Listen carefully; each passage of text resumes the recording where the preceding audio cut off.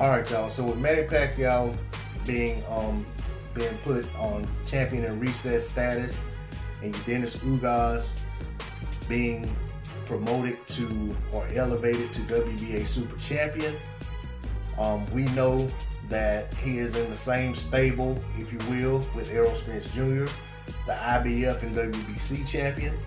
So there's talks that that bout could become the next bout for Errol Spence Jr. For me, it's a bout I've been wanting to see for a couple years. There was one point where Ugas was the IBF mandatory, or right there at being the IBF mandatory, so there was talks of that fight being made. And there were even some people saying that Errol Spence Jr. was ducking Yordenis Ugas.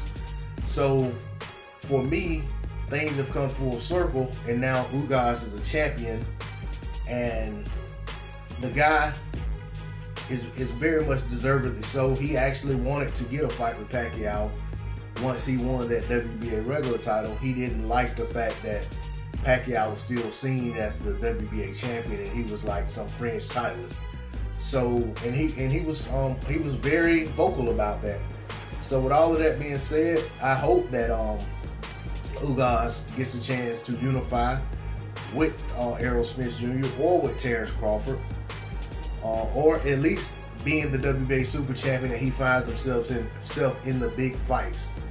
For me, I feel like Yordenis Ugas did enough to win the Shawn Porter fight. I felt like he won the fight going away, but that's not the way the judges saw it, and what the judges saw and how they judged the fight matters a whole lot more than what I felt like happened in the fight. So, you know, for Ugas to find himself in a position where he can get a fight with a guy like Terrence Crawford, get a fight with a guy like Shawn Porter, or because he's the WBA champion now, the recognized champion, he may have guys like Shawn Porter want a rematch. You know, there's the Crawford unification bout. There's the Spence unification bout, which I mentioned before, which would be for 3 belts.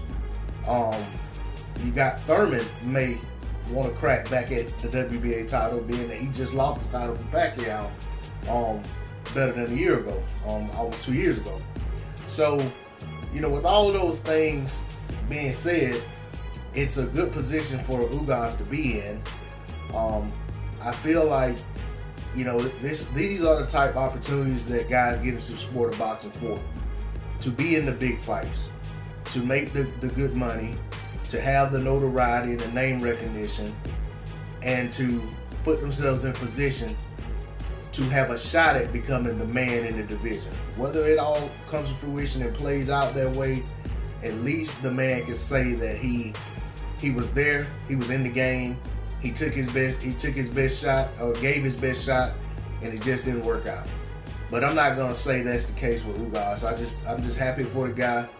I want to see what happens next for him, how things unfold, how it all plays out. And you know, Ugas is a player now at 147 pounds. He's one of the big boys. So, you know, I'm gonna close and just saying that I'm hopeful that the people who pull the strings in the sport of boxing don't mess this up. That they find a way to get these fights over the line and put these guys in contention to where everything in the welterweight division leads to one guy, if only for one night, having a chance to hoist all those belts and say, I'm the king of 147 pounds, and everybody else is looking up at me. That's all I gotta say on the subject. D-Lo 404 Boxing. Please like, share, comment, and subscribe. I'm out. Peace.